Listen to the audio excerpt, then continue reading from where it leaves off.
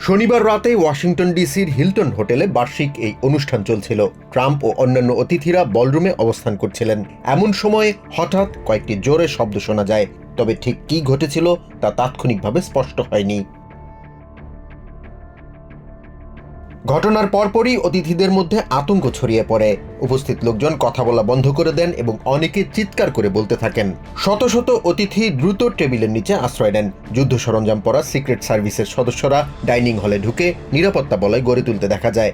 এ সময় ট্রাম্প ও মেলানিয়া মঞ্চের পেছনে নিচু হয়ে অবস্থান নেন। পরে পরিবারের সদস্যরা দ্রুত তাদের হলরুম থেকে বের করে নিয়ে যান।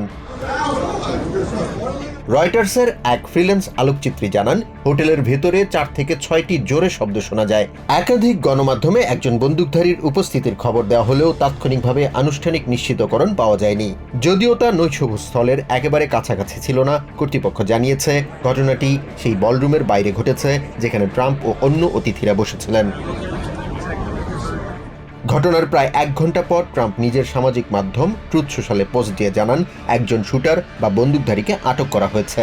তবে সন্দেহভাজনের পরিচয়, উদ্দেশ্য কিংবা ঘটনার পূর্ণ বিবরণ তখনও প্রকাশ করা হয়নি। সিক্রেট সার্ভিস, স্থানীয় পুলিশ এবং অন্যান্য আইনশৃঙ্খলা বাহিনীর সদস্যরা দ্রুত হোটেল ঘিরে ফেলে এবং তল্লাশি অভিযান শুরু করে। হোয়াইট হাউস জানিয়েছে প্রেসিডেন্ট ট্রাম্প নিরাপদে আছেন, ঘটনার তদন্ত চলছে। এদিকে হোয়াইট হাউস করেসপন্ডেন্ট ডিনারে হামলার ঘটনায় নিরাপত্তা ব্যবস্থা নিয়ে নতুন প্রশ্ন উঠেছে। সিএনএনের সিনিয়র আইনশৃঙ্খলা বিশ্লেষক এন্ড্রিউ ম্যাককেব বলেছেন, ওয়াশিংটন হিলটনের এই অনুষ্ঠান প্রায় জাতীয় নিরাপত্তা পর্যায়ের সুরক্ষায় আয়োজন করা হয়েছিল। তার ভাষায়, একই সময়ে একই স্থানে সরকারের বহু শীর্ষ কর্মকর্তা উপস্থিত থাকায় একটি বড় ধরনের ঝুঁকিপূর্ণ আয়োজন ছিল। এ কারণে সিক্রেট সার্ভিস সহ বিভিন্ন সংস্থার মধ্যে ব্যাপক সমন্বয় থাকার কথা।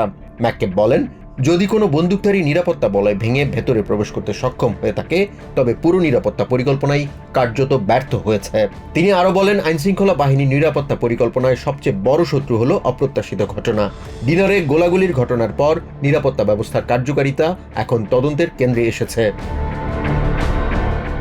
জাহান মিথুন, টিবিএন 24 নিউজ ডেস্ক।